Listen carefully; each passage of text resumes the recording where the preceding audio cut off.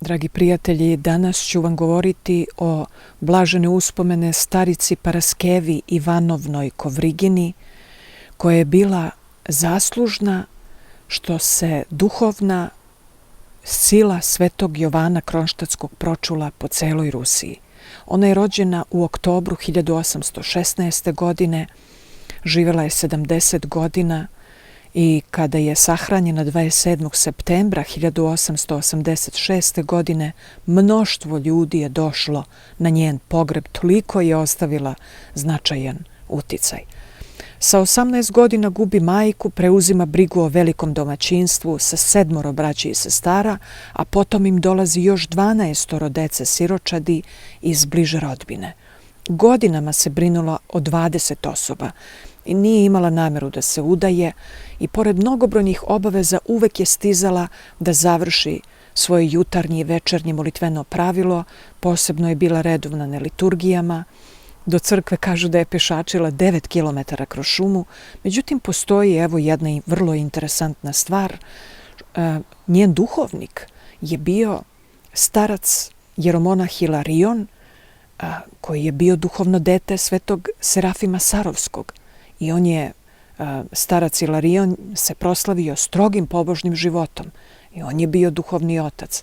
Razgovori sa ocem Hilarionom su imali strahovit uticaj na Paraskevu Kovriginu, a podvižnik, videći njenu težnju ka višim stvarima, a ne ka zemaljskim, objašnjavao joj je mnogo toga iz učenja svetih otaca crkve, a ona mu je govorila kako želi da ide u manastir, dok je i on odgovorio: izdrži još malo, kćeri moja, nosi krst svoj bez prigovora i bez manastira ćeš naći spas za svoju dušu, a i drugima ćeš u tome da pomogneš.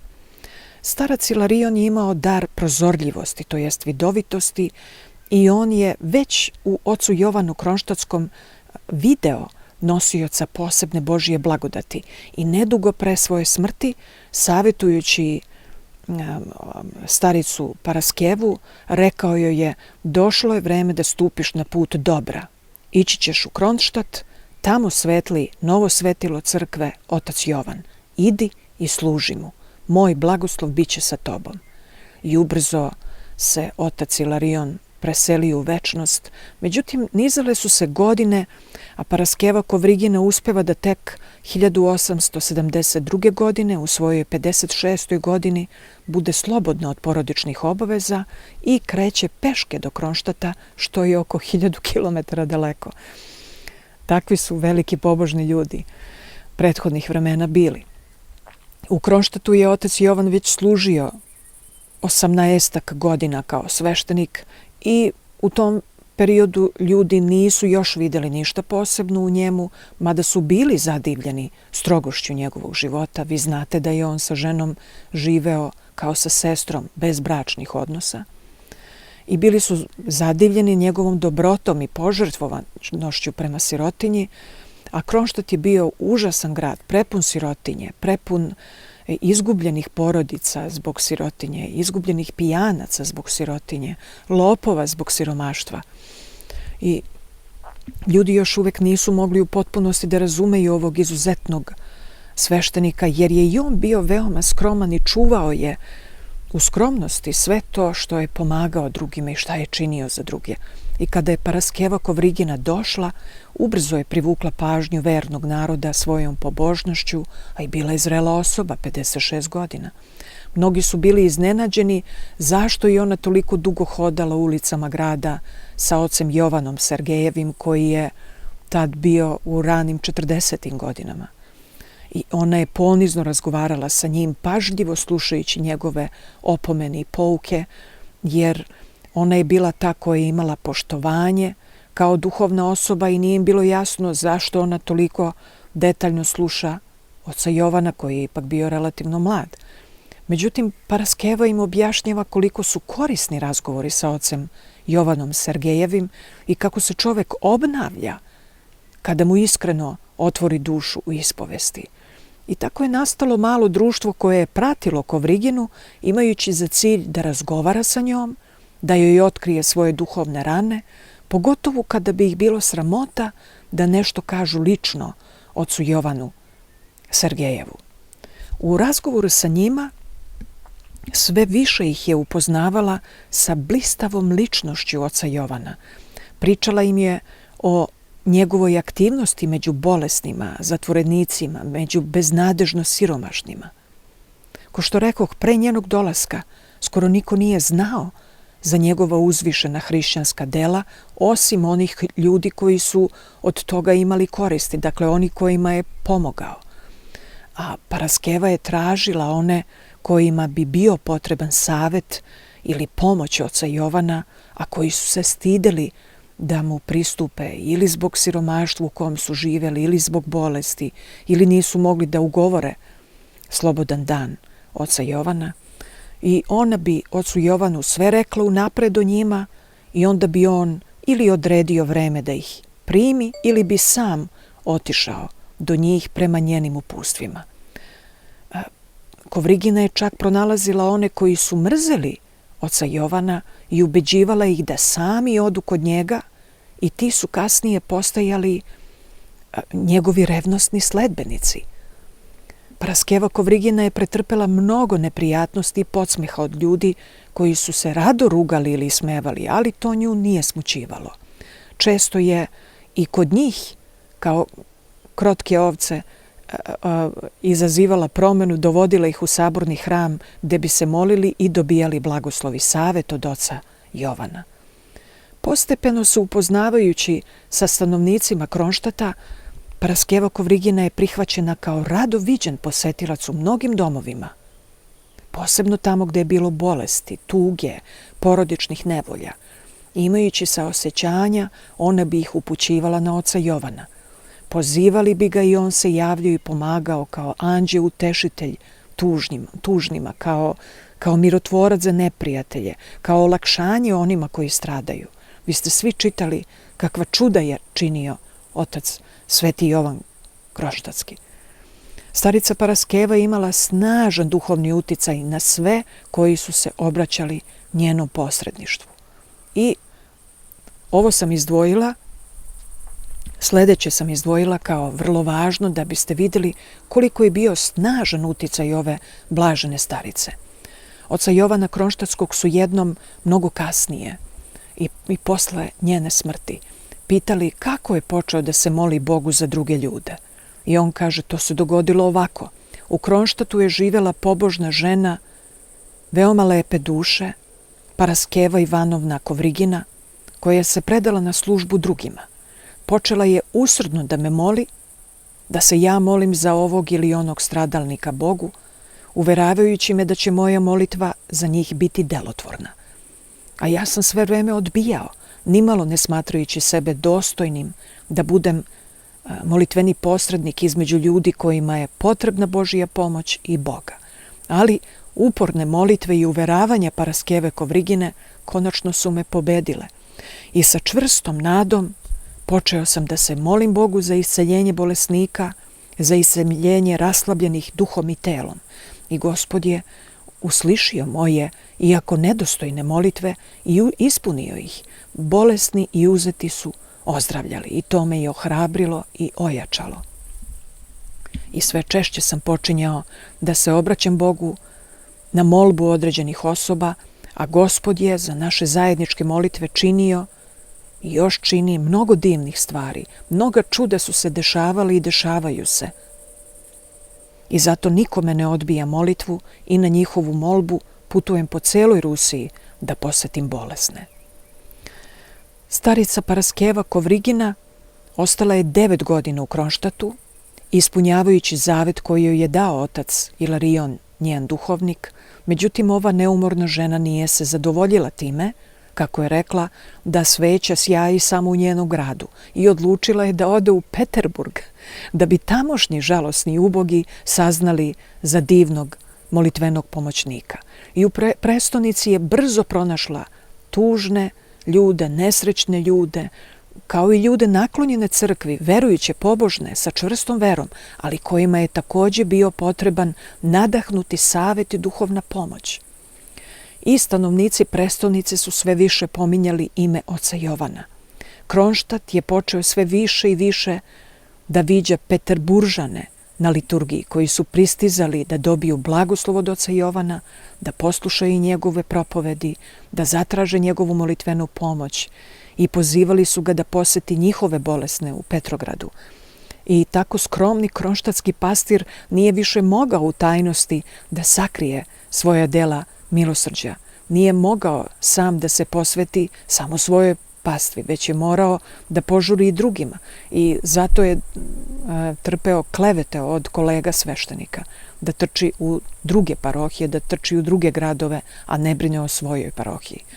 Ubrzo su u Peterburgu puno govorili o mnogim blagodatnim isceljenjima, o molitvama oca Jovana Kronštatskoj, o njegovoj velikodušnoj pomoći, kako materijalnoj, tako i duhovnoj. Vi znate da se on nekad vraćao iz crkve bosonog da bi davo svoju obuću siromašnima i nevoljnima.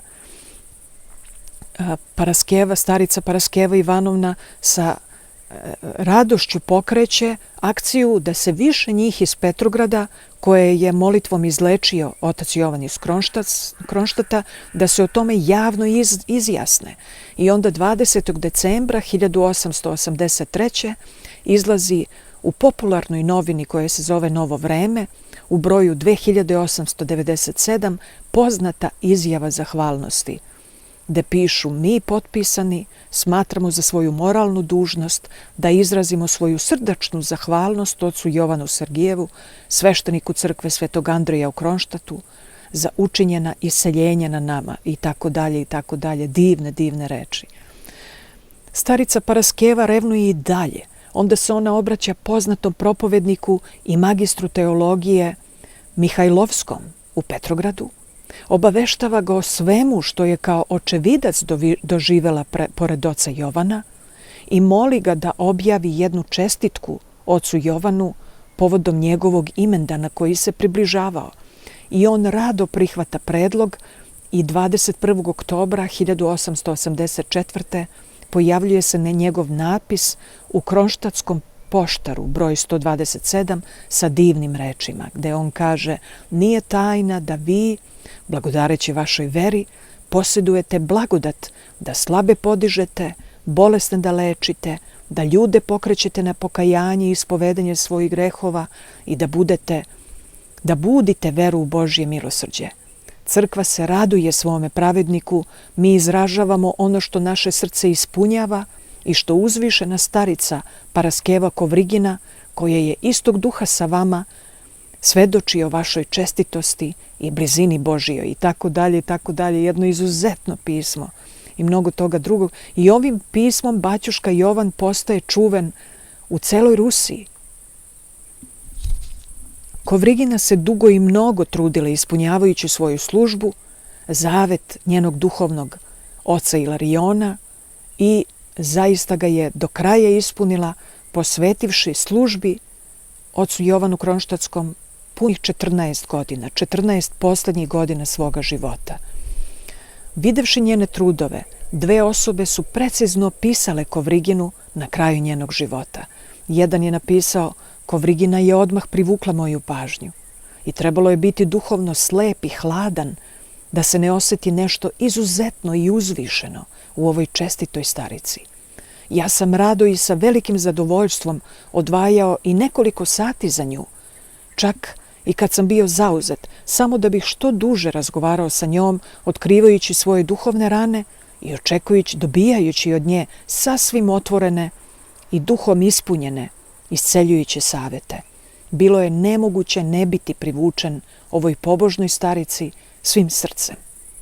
Dugo je posle razgovora sa njom u nečijoj duši ostajalo njeno plodno, slatko i po mnogo čemu neizrecivo stanje duše. I čini mi se da samo osoba kao Kovrigina je mogla biti putokaz koji ukazuje na tako veliko svetilo u duhovnom svetu, kao što je veoma poštovani otac Jovan Kronštatski. A drugi čovek je napisao da je posebnu pažnju privukao Kovriginin neosporni dar vidovitosti, prozorljivosti, koji je često upozoravao i na sreću odvraćao ljude od nesreća.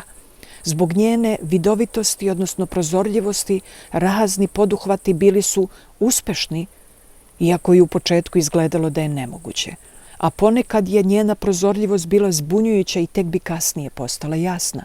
I uopšte staričina prozorljivost bila je neodvojiva od vere koju je bezuslovno zahtevala od onih koji su joj se obraćali za pomoć. Pogotovo od onih koji su tražili da posreduje kod oca Jovana. I važno je ovo znati, za 25 godina svešteničke službe, 1880. otac Jovan je bio nepoznat i proslavio je sa par prijatelja.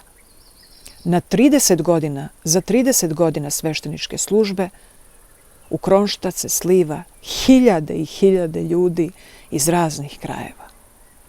I to je mnogo zahvaljujući Paraskevi, starici Paraskevi.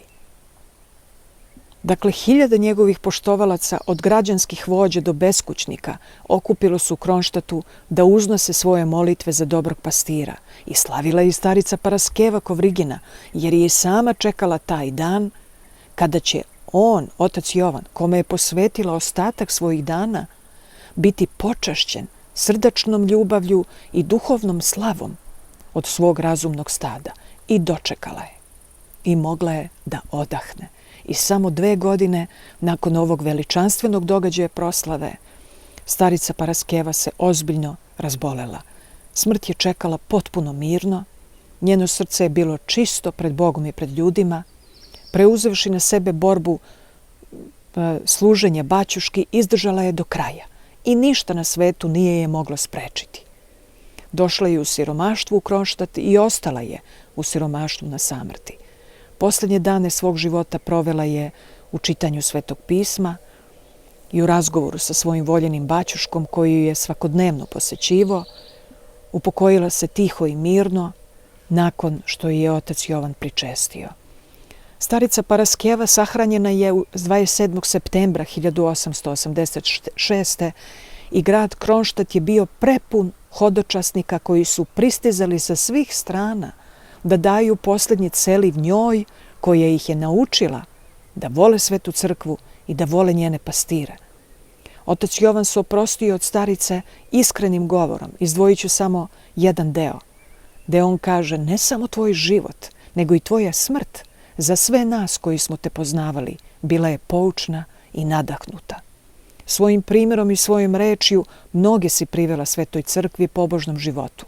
Mnoge si naučila da se često ispovedaju i da se pričeste za ukrepljenje svog hrišćanskog života. Upokojila si se mirno i poučno, sa molitvom na usnama, sa čvrstom nadom u milost Božiju prema tebi posle smrti. Nisi se bojala smrti, smrt si dočekala prazničnim duhom kao dobri Božiji poslanik. I još jedan nadgrobni govor održao je poznati prestonički sveštenik, dakle iz Petrograda, koji je duboko poštovao staricu Paraskevu i on je rekao nešto značajno. Kaže, upokojena starica Paraskeva nije bila slavna. Bila je skromna, tiha, ali je budila veru u hiljadama.